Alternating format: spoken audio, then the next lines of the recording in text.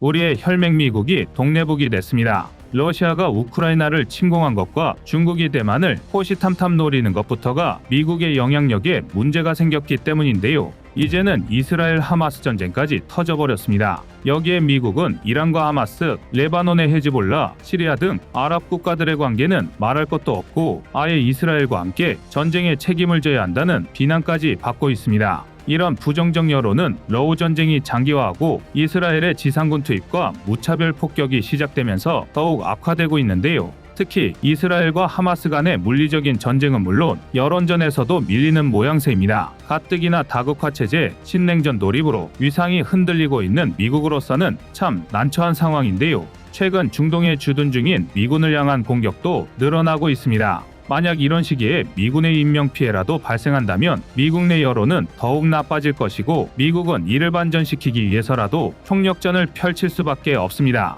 그렇다면 이젠 확전이 문제가 아니라 세계 3차 대전을 걱정해야 할 상황까지 벌어질 텐데요. 그래서 준비했습니다. 지금 도대체 중동에서 무슨 일이 벌어지고 있는 것인지, 미국이 왜 이 지경까지 온 것인지 자세히 알아보겠습니다. 이스라엘 하마스 전쟁이 심화되면서 미군에 대한 비난과 물리적 공격 역시 증가하고 있습니다. 미국 내 유수 언론은 물론 인플루언서나 배우, 언론인 등 유명인들까지 나서서 미행 정부를 비판하고 있는 것인데요. 자신들의 이익과 복수를 위해 기본적인 인권조차 지키지 못하고 무수히 많은 민간인을 희생시키고 있다는 것입니다. 많은 미국인이 미행 정부의 전쟁 가담 조치를 수치스러운 일로 여기고 있으며 유혈 사태를 끝내달라고 청원을 올리고 있습니다. 그리고 이런 반대 여론은 앞으로 더욱 극심해질 예정입니다. 현재 미국은 이라크, 시리아, 카타르, 사우디아라비아 등의 다수의 병력을 배치하고 있는데요. 2,500에서 3,000명이 배치된 이라크나 1,000여 명의 병력이 배치된 시리아의 경우 IS 같은 극단주의 세력을 몰아내고 지역 안정 유지를 위해 주둔 중입니다.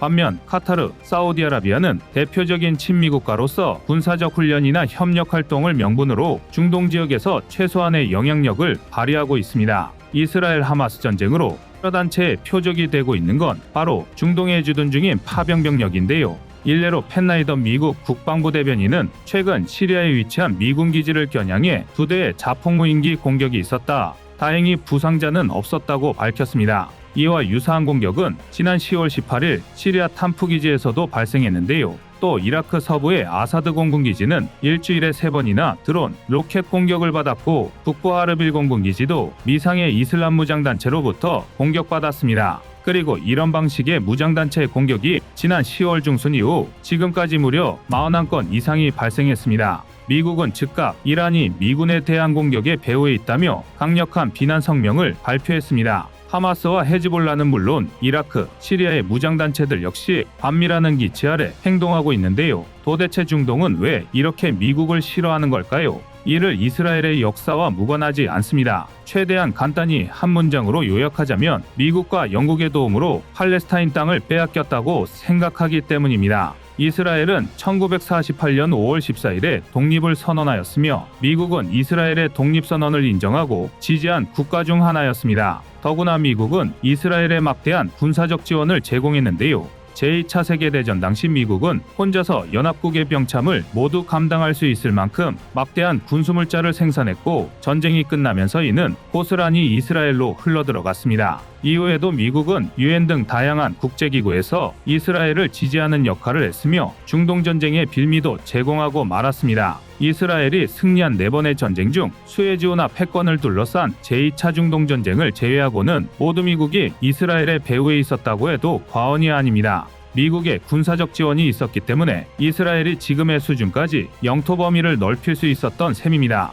중동 입장에서 미국을 증오하는 이유는 이뿐만이 아닙니다. 소련 아프가니스탄 전쟁 당시에는 소련의 군사적 개입과 함께 미국은 아프간 반공주의 무장 세력 통칭 무자헤딘을 지원했고 이들은 강력한 게릴라가 되어 소련을 공격했습니다. 전쟁에서 패배한 소련이 2년 뒤 패망했으니 미국 입장에서는 자기 손을 더럽히지 않고 최대의 라이벌을 없앤 최고의 전략이었는데요. 그러나 이것이 곧 미국 최악의 악몽으로 변하리라는 것은 미처 예상하지 못했습니다. 이슬람 근본주의가 유일한 목적의식인 나라 아프가니스탄의 세계 최강대국 중 하나였던 소련과의 전쟁에서도 승리할 정도로 전투력이 막강한 게릴라 세력을 우후죽순 만들어냈으니 소요 사태가 발생하지 않을 재간이었고 그것은 모두 미국 때문이었습니다. 소련 철수 후에도 아프간의 정치적 불안과 내전은 이어졌고 아프가니스탄은 모든 원인을 미국 탓으로 돌리며 일부 무자헤딘이 미국의 지하드, 즉 성전을 선포하기에 이릅니다. 무자헤딘의 일부 그룹은 이슬람 국가를 세우고 아프가니스탄을 이슬람법으로 통치하려는 목표를 가지고 활동했고 이 중 가장 과격했던 그룹은 국제 테러리즘을 통해 자신들의 의지를 관철하려 했습니다. 그것이 바로 알카에다 독립전쟁 이후 미국 본토를 공격한 최초의 무력 집단이었습니다. 한 가지 더 흥미로운 건 알카에다의 테러는 미국의 분노를 끌어냈고 결국 테러와의 전쟁까지 선포하게 만들었다는 것입니다. 무려 20년에 걸친 초장기전이었던 테러와의 전쟁은 제2차 걸프전으로 분류되는 이라크 전쟁, 리비아 내전, 시리아 내전, 예멘 내전을 촉발했고 희생자 90만 명, 9,400조 원이라는 천문학적인 예산을 소모하고 전쟁에서 패배했습니다. 일각에서는 미국의 위상이 추락하고 다국화 체제가 시작된 것을 우크라이나 전쟁 때라고 말하지만 본격적으로 미국의 군사력이 의심받기 시작한 건 바로 테러와의 전쟁에서 패배하면서부터입니다. 물론 이것들만으로 미국에 대한 중동의 혐오를 모두 설명할 수는 없습니다. 중동이나 아랍 이렇게 하나로 뭉뚱그리기에는 그에 속한 각각이 하나같이 개성이 너무 강합니다. 대표적으로 이스라엘 하마스 전쟁을 계기로 미국을 몰아내려 하는 이란은 시아파입니다. 오히려 ISIS나 알카에다, 탈레반과는 반대되는 종파입니다. 미국의 대이란 정책이 비호적, 적대적 기조를 띠기 시작한 건 1979년 이슬람 혁명 이후부터였습니다. 중동의 대표적인 친미 국가였던 이란은 이란 주재 미국 대사관 인사 사태를 통해 완전한 반미 국가로 돌아섰는데요. 반대로 미국은 2002년 테러와의 전쟁에 이란을 포함하며 악의 축으로 규정했습니다. 다시 말해 테러와의 전쟁은 미국과 아프간의 전쟁일 뿐만 아니라 미국과 중동의 모든 반미 국가 간의 전쟁이었던 셈입니다. 이처럼 미국과 중동의 관계는 단순한 이분법으로 구분할 수 없는 지경에 이르렀습니다. 이란이 이스라엘 하마스 전쟁을 계기로 미군에 대한 공격 빈도를 늘리고 있는 것도 이참에 알터니 같은 미국을 중동에서 몰아내고 패권을 쥐고 싶기 때문입니다. 다만 그 역량 차이가 워낙 극심하고 이렇다 할 대의명분이 부족하다 보니 직접적인 공격에 나서고 있지 못할 뿐인데요. 이스라엘 하마스 전쟁 발발 직후 미국은 이스라엘에 대한 강력한 지지 입장을 밝히고 제럴드 R 포드급, 니미츠급 항공모함을 포함한 전단 2개를 동지 중해에 배치했습니다. 또 현지 주둔 중인 미군을 동원해 사드 추가 배치까지 추진하고 있습니다. 게다가 이스라엘 근해에 상륙준비단 4천여 명을 배치하기까지 했습니다. 사실상 전쟁 개입을 위한 모든 준비를 끝마친 상태인데요. 이란의 소규모 테러 공격은 못 먹는 감 찔러나보자는 심정에 가깝습니다. 물론 그 여파는 작지 않습니다. 최근 미국과 이스라엘 연합군이 시리아 내 이란 연계 군사시설에 폭격을 가했습니다. F-15 2대를 동원해 이슬람 혁명 수비대가 사용 중이던 시리아 동부의 무기 저장 시설을 타격한 건데요. 대의명분은 미군에 가해진 공격에 대한 대응이었기 때문에 오히려 미국에 있는 상황입니다. 더군다나 이란은 실질적으로 팔레스타인을 지원하는 대표적인 나라입니다. 심지어 인도적 지원뿐만이 아니라 테러를 위한 물리적 지원까지 단행하고 있습니다. 경제 위기에 직면한 이집트나 요르단은 남의 나라 사정에 신경 쓸 여력이었고 사우디아라비아는 이란과 패권 경쟁에 나서며 반이란, 반시아파 연대를 내세우며 이스라엘과의 연계를 강화하고 있습니다.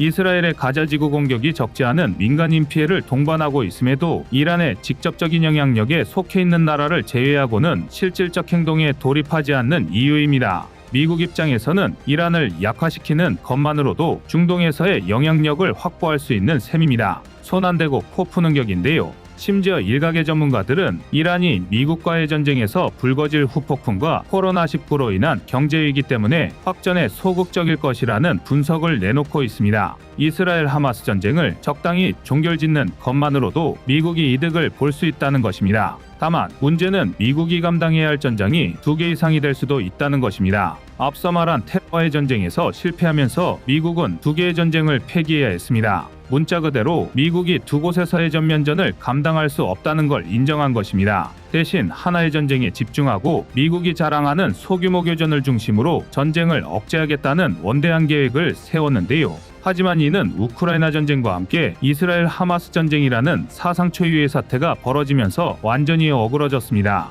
게다가 엎친 데 덮친 격으로 중국이 필리핀과 대만을 위협하고 있습니다. 자칫하면 세계 또는 그 이상의 전장을 동시에 감당해야 할 수도 있습니다. 지금의 미국 전력으로는 도저히 대처할 수 없는 규모라 할 수 있는데요. 결국 미국은 포기해야 할 것과 포기할 수 없는 것을 저울질할 것이고 미국의 여러 선택지엔 휴전국가인 대한민국도 포함될 수밖에 없는 것이 현실입니다. 우리는 여전히 그리고 어쩔 수 없이 안보의 일정 부분을 미국에 맡기고 있었는데요. 이제는 대한민국 역시 선택과 결정의 문제에 직면하고 말았습니다. 우리 국민 절대 다수는 대한민국이 미국의 애완견으로 사는 일본처럼 미국의 국방력에 기생하기를 원치 않을 것입니다. 그러기 위해선 자주국방의 힘을 길러야 하는 것은 너무나 당연한 이치입니다. 현재 개발 중인 차세대 전투기와 전차, 미사일, 그리고 우리의 어머니인 핵과 핵잠수함을 포함해서 말입니다. 여러분의 생각은 어떠신가요? 이상 꺼리튜브의 두 번째 미션이었습니다.